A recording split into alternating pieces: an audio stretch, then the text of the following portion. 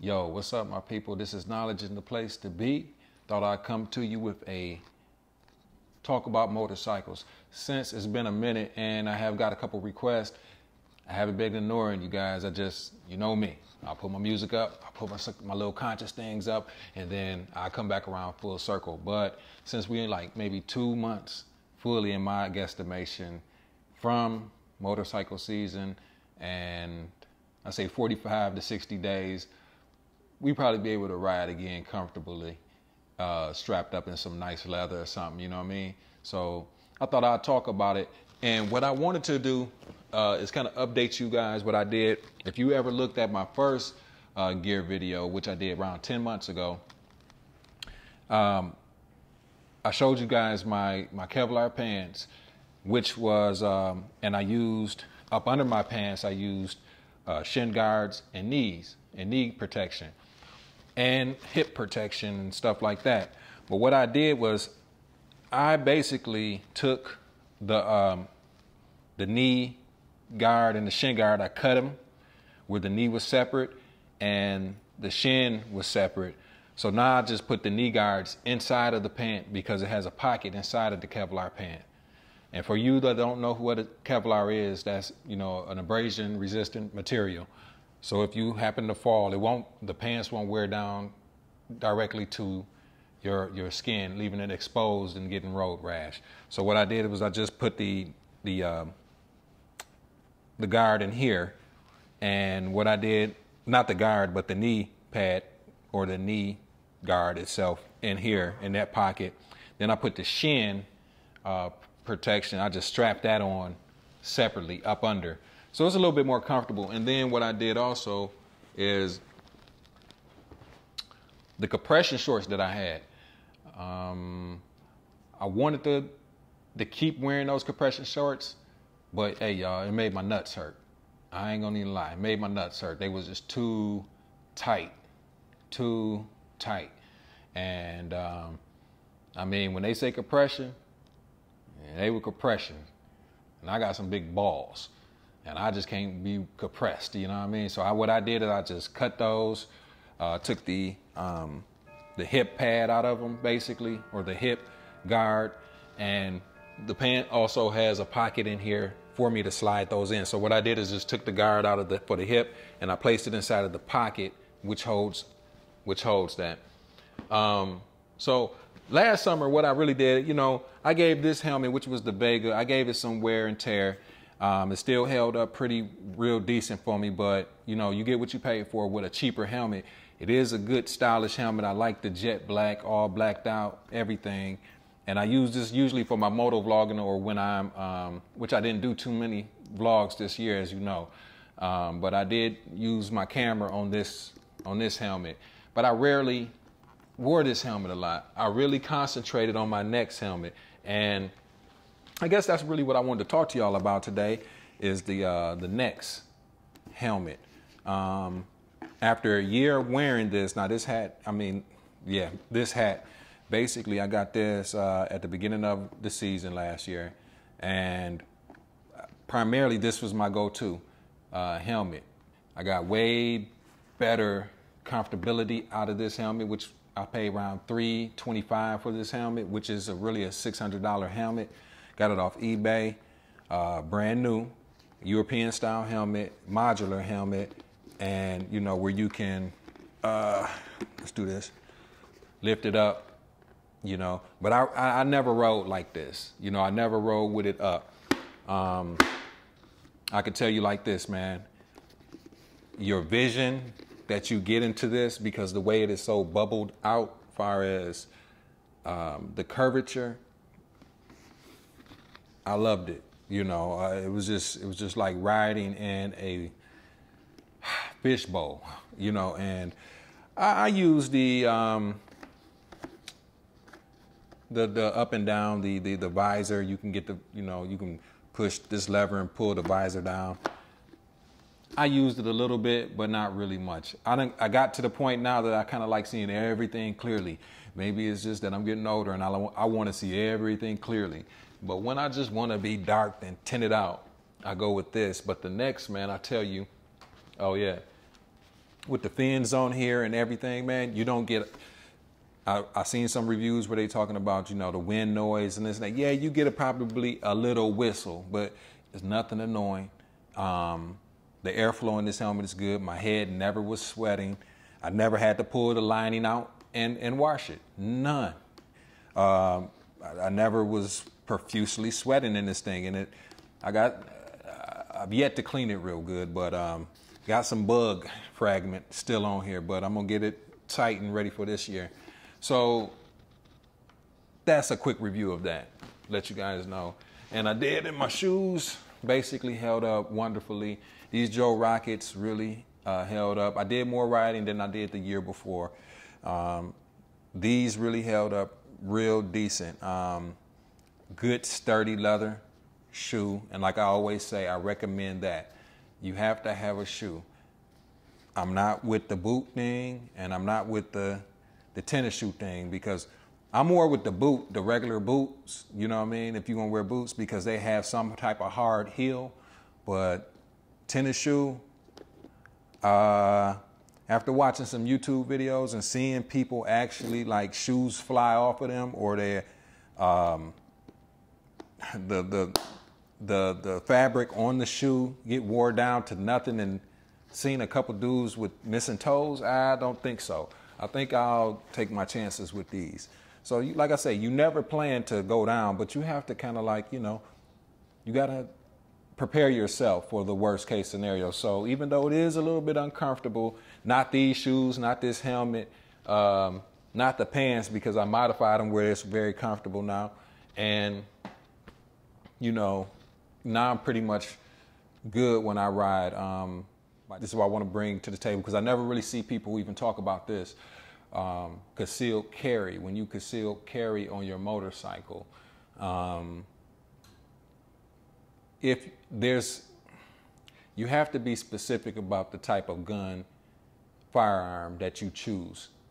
You can't really ride a crotch rocket, a sports bike, with no 45, with no 40, with no 40 caliber handgun. You can do it, but I'm gonna tell you, no matter how big or how small you are, because I'm fairly, you know, a small guy. I mean, from the last video that y'all seen, I was 155. Now I'm 165, 166, okay? Still slender, slim guy. So even packing a 140, a 40 caliber pistol is gonna be hard to do. As far as comfortability on your back, you can't really put it on your pelvis a lot. You can't put it in the inside of your jacket. It's virtually impossible. So what I prefer to give you as an advice is, if you want to conceal carry on your motorcycle, get a pocket pistol, 380, maybe a 32,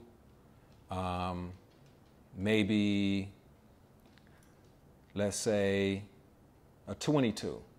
And a lot of people say 22s ain't nothing, but if you need, if you're a concealed carry holder legally, go on, sit down, Jojo. If you're a legal, you know, carrier, allowed to carry firearms, and this is what you're doing, this is what you want to do, like me, get you a 380. I'm not going to say a specific brand, but any brand that, you know, that can fit in your hand, basically, pocket pistol, and you can holster that right here with no problem, or in your pocket, or inside your jacket, or in one of your zips. You know what I'm saying? It's going to be a lot easier for you, because I tried to do it last year, and last year was my first year of concealed carry, and it really discouraged me because how heavy, fully loaded the firearm was, holding 14 bullets and one in the chamber, 15 altogether. It weighed, you know, it really weighed down that side or wherever I put the firearm, and it became a chore, and you don't want that to be. So get you a firearm if that, you know, suits the your riding, you know. So with us being a couple months from riding and a couple of months from enjoying this weather, I just say, just as an update, just to really get yourself ready, get your bike primed and ready. As far as mechanic wise, go ahead and get your oil changed. I really say this is the time to get your oil changes. Go ahead and get your antifreeze changed, lube your chain, you know, detail your bike, get the little imperfections out that you got. Maybe something happened last year. Get your new gear, your new helmet. Now is that time to go ahead and do that, because we know the first day that is very warm, what we're gonna do. We're gonna be out there. And I already know my first trip is gonna be to the University of Michigan. See, I'm probably like 30 minutes away from Ann Arbor. So what I'm gonna do is I'm gonna get up on the first wonderful day that we have, and I am going to gear up, get on the highway, and there's a Denny's out there that I'm gonna go to, sit down and have me a wonderful breakfast. Go downtown Ann Arbor, take my camera. I like to go to the big house, University of Michigan Stadium. Go there, have me a cigar, you know, and come on back to the crib, you know, and let the day wind down a little bit. And then when the dusk come, let's say, because the days won't be fully extended by then, but say by when the dusk come, probably around 7 o'clock, get out there and do a little night ride. It's gonna be a little chilly because spring has not yet fully developed, but then I'm gonna get out for my little night ride, put on my white leather jacket, and, you know, and probably cruise somewhere, you know, let the people look at the bike while I'm driving and be like, I want one of those. And then we can get more people out there. But remember to always drive responsible. And, you know, that way, you know, you don't deter people from wanting to get into the culture. You act a fool out there, then people are like, they're a bunch of jackasses. I don't want that, you know what I'm saying? I don't need to be a part of that. It might be cats like me that be like, you know, they my age, which is in their mid-30s, and be like, you know, don't want to get into all the foolishness, but they see you acting a fool and it might discourage them. So let's encourage people. You understand what I'm saying? Also, I looked at this one Polaris, the Polaris Slingshot. Was honestly thinking about trying to get rid of the R1 and get the Slingshot. But I came to the conclusion I don't think I'll get rid of my R1. I think that I would just go ahead and get the Slingshot, period. But I have to have somewhere to park it. But I got too many toys right now. But the Slingshot is, the boy is cold. So the dealership's supposed to call me. When they get them in, I'm gonna go test drive it and, you know, make a decision. They have two brands. They have the base model that doesn't come with the radio, and then they have smaller rims. But the Slingshot SL or the XL or whatever, I don't know exactly, the red, oh my God, cold-blooded.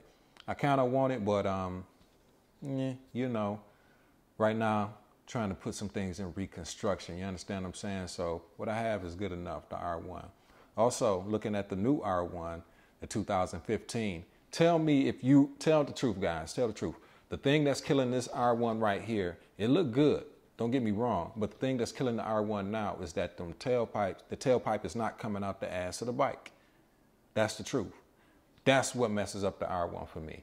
I don't like them little side GP Moto type. I don't like that. The R1 should have stayed true to itself. I don't mind the design. I kind of like the design fires in the front and how the side is and the lower weight and the dash and the modules of it. But far as when it comes to the tail or the exhaust, I don't like it. I like the R1 to stay true to its essence, which is, you know, the exhaust coming out the ass, two pipes, you know what I mean?